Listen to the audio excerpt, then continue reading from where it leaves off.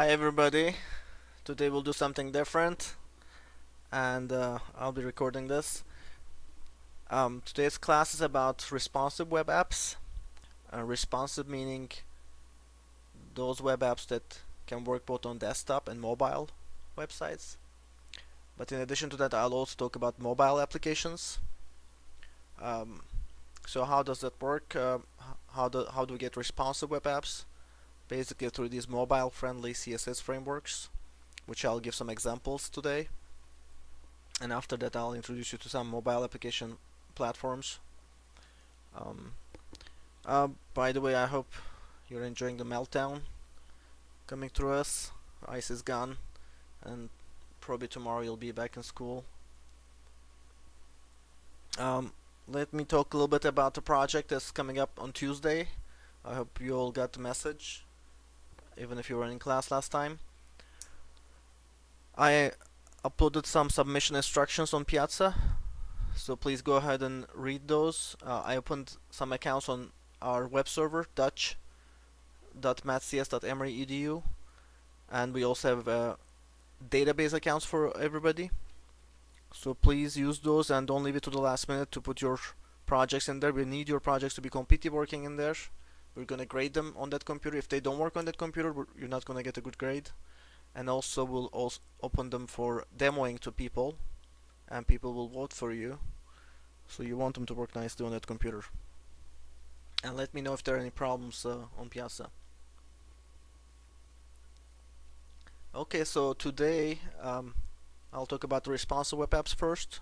Those are the web apps that work both on desktop and mobile with the same code, so the code is adaptive for both sides.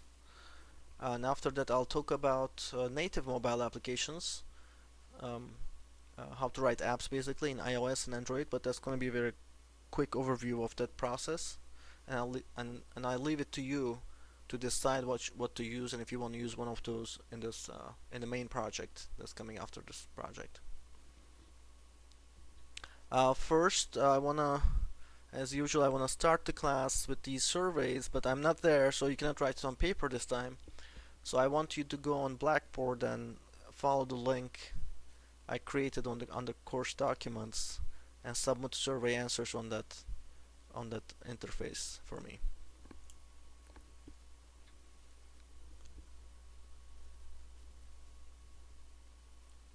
Okay, so I'll let you can pause this and do that, and I'll go ahead.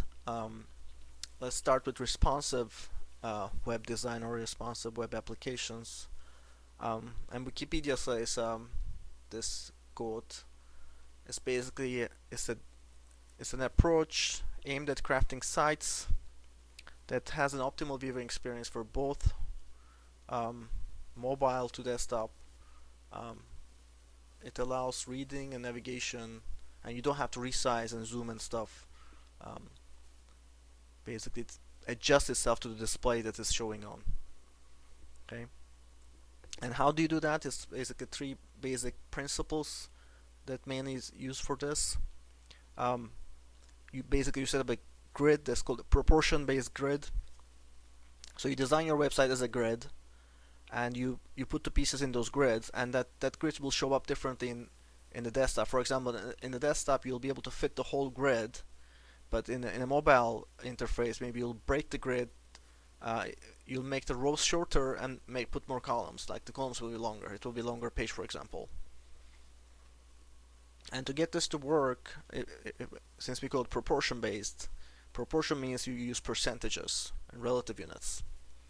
Um, so using absolute units like pixels, make this image, well, images are certain pixels maybe, but make this title 10 pixels wide, or put 10 pixels empty space in here. We don't want those things. We want everything in relative units, so that if you have a bigger screen or if you have a small cell phone, it works with the same proportions. Second things, again, images. You don't want a huge image on your phone to cover up the whole screen. You basically want the image part of a design. It should be a proportion of the picture, so the images should be sized in relative units too. And finally, the third thing is in the new CSS media queries, these queries are basically the CSS. In CSS, you can put pieces of code that will ask the browser what size of the device is, and based on that, it will trigger certain rules. So you can put different rules for different types of screens, and that will let you customize your web app, on different screens. Let's jump into an example. I hope this is gonna visualize it for you. One of the established CSS frameworks for responsive web apps is called Bootstrap. Bootstrap has been around for a while. This is the web page for Bootstrap. You can just download it from there. If you scroll down, you'll see something like this. It talks about the CSS features that it has. So basically, it's supporting CSS preprocessors, less than Sass. Now, what is a preprocessor? If I was in class, I would probably stop here and ask you questions. But I wonder if you heard the word preprocessor before. If you've been doing some C programming or C++ programming, you should know that the keywords that start with a hash, like include or define, those are preprocessor macros. And in C and C++, there's actually a preprocessing step where those macros are expanded first, and then the compilation process starts. Basically, it converts your code from one form, from a raw form, into a compiled form. Well, before it compiled. So you can think of the preprocessing in CSS as more optimized. Basically, you can write your CSS with less, and it will expand it for you. Let's just leave it at that. The second here, we already talked about it, that we wanted to work on different devices. It has a lot of documentation. I'll show you a few things for you, and you can click on this. You can see that this whole thing is clickable. It will go to the Bootstrap website. If you scroll down a little bit more on that website, you'll see this, lots of examples. So they have a collection of examples. You can go through them and see. So the thing about these Bootstrap, it actually lets you build beautiful websites. It makes it very easy. So I think it's in your advantage to learn a little bit of these things and pick that up in this class. Second framework is Foundation. It's a little bit newer. It's a little bit more advanced, and they claim that you can do more about it. They claim that it's the most advanced responsive front-end framework. Again, this is the website, and if you click on this, let's see if this link is correct. This is the Foundation website. If you click on it, it will go there. So I put in this slides for you so that we can recover some of those times that we lost in the past few weeks. And your job is basically not just to listen to me, but you have to follow these links and learn a little bit more about these things.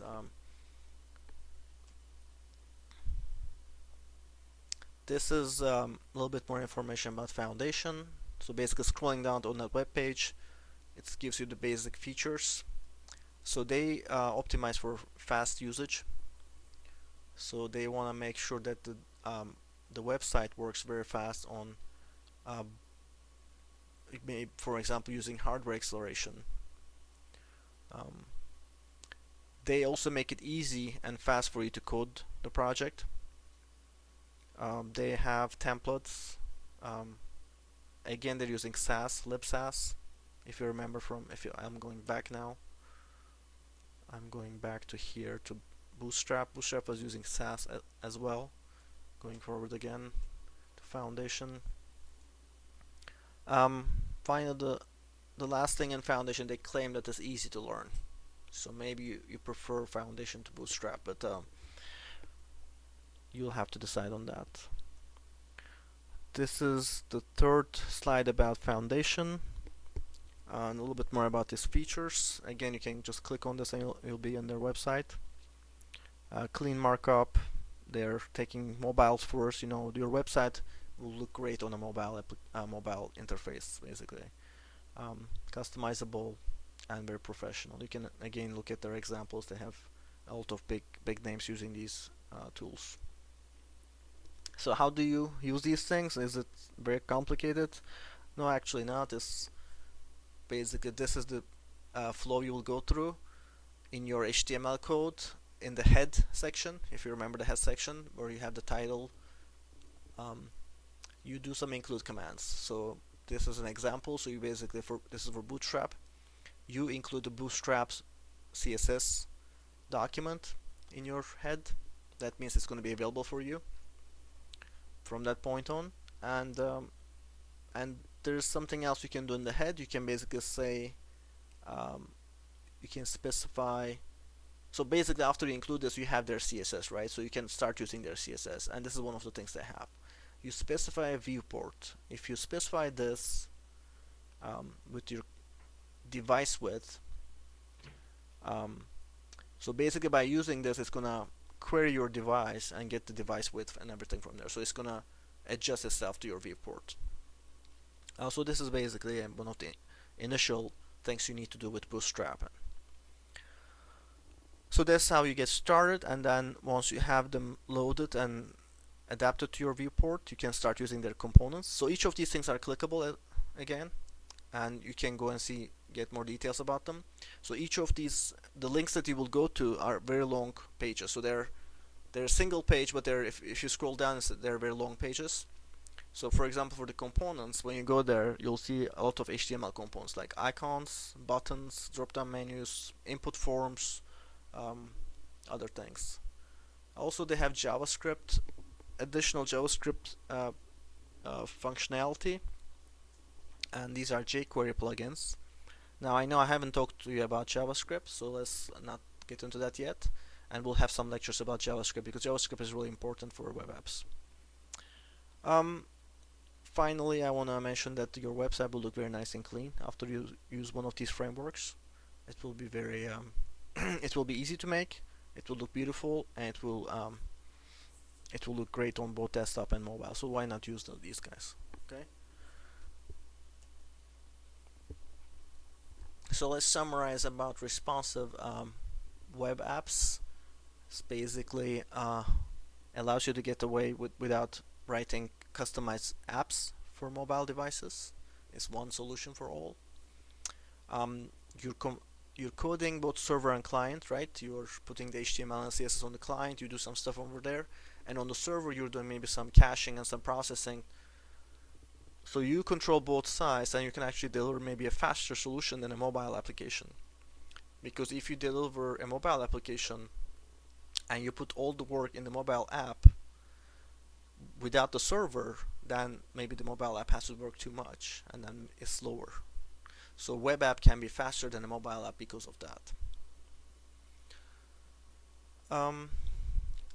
And finally, this comes again to the one solution idea that by using those responsive web apps, you're getting away with by not using iOS and Android, because it's not easy to code for those things.